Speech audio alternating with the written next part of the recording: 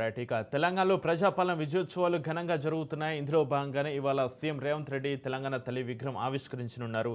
సాయంత్రం 5 గంటలకు సచివాలయంలో ఈ కార్యక్రమం జరగనుంది. అనంతరం సాయంత్రం 5:45 నుంచి 6 గంటల వరకు డ్రోన్ షో నిర్వహించనున్నారు. సాయంత్రం 5 నుంచి 9 గంటల వరకు సాంస్కృతిక కార్యక్రమాలు నిర్వహించనున్నారు. అలాగే తమన్ మ్యూజిక్తో అందరినీ అలరించనున్నారు. Food stalls, handicraft stalls, cultural stalls ఉదయం నుంచి రాత్రి వరకు ప్రజలను ఆకట్టుకునున్నాయి. ఇక దీనికి సంబంధించి మరింత సమాచారాన్ని మా ప్రతినిధి తేజ ఫోన్ లైన్లో అందిస్తారు. తేజ.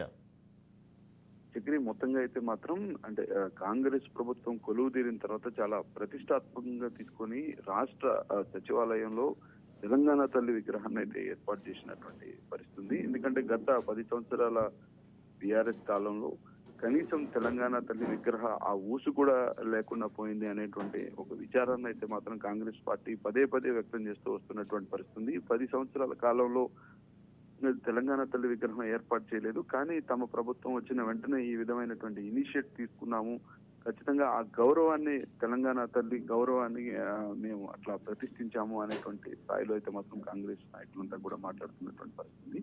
మొత్తంగా ఈ రోజు అయితే మాత్రం సాయంత్రం 5 గంటలకు ముఖ్యమంత్రి రేవంత్ రెడ్డి చేతుల మీదుగా కూడా ఈ తెలంగాణ తల్లి విగ్రహ ఆవిష్కరణ జరుగుతుంది. అనంతరం భారీ బహిరంగ సభ కూడా ఏర్పాటు చేసినటువంటి పరిస్థితి ఉంది. ఈ బహిరంగ సభకు మొత్తంగా కాంగ్రెస్ పార్టీ శ్రేణులతో పాటు ఇతర రాష్ట్రాల నుంచి కూడా కాంగ్రెస్ కి సంబంధించినటువంటి ముఖ్య నాయకులు, కీలకమైనటువంటి నాయకులంతా కూడా వచ్చేటువంటి అవకాశం అయితే కనిపిస్తుంది. సో మొత్తంగా అయితే మాత్రం చాలా అట్టహాసంగా ప్రజాపాలన విజయోత్సవాలు అయితే జరుగుతున్నటువంటి పరిస్థితి అన్నట్లుగానే మనం చెప్పాల్సి. అయితే తేజ, తెలంగాణలో ప్రజాపాలన విజయోత్సవాలు ఘనంగా జరుగుతున్నాయి. దీనికి సంబంధించి ఆహ్వాన పత్రికను కూడా ఇవ్వడం జరిగింది కేసీఆర్కి. ఇందులో భాగంగానే ఇవాళ సీఎం రేవంత్ రెడ్డి తెలంగాణ తల్లి విగ్రహం ఆవిష్కరించనున్నారు.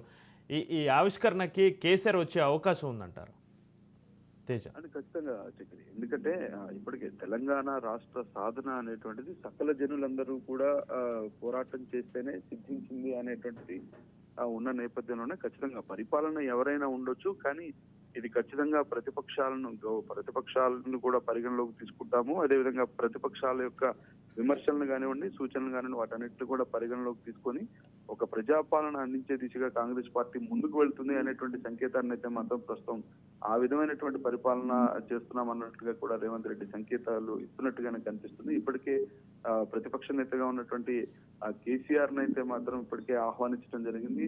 పొన్నం ప్రభాకర్, మంత్రిగా ఉన్నటువంటి పొన్నం ప్రభాకర్ రెడ్డి స్వయంగా కూడా ఆహ్వానించినటువంటి పరిస్థితి ఉంది. అయితే ఖచ్చితంగా తెలంగాణ తల్లి విగ్రహ ఏర్పాటు పైన, ఆ తెలంగాణ తల్లి విగ్రహ రూపురేఖల పైన కూడా చాలా తీవ్ర అభ్యంతరాలను మాత్రం ఇటు బీఆర్ఎస్ పార్టీ వ్యక్తం చేసినట్టు, బీఆర్ఎస్ పార్టీ నాయకులంతా కూడా వ్యక్తం చేసినటువంటి పరిస్థితులు కూడా చూసాం. ఈ నేపథ్యంలో ఖచ్చితంగా కేసీఆర్ వస్తారు అనేటువంటి నమ్మకం అయితే ఇటు ఎవరికి కూడా లేదు అన్నట్లుగానే మనం చెప్పాలి.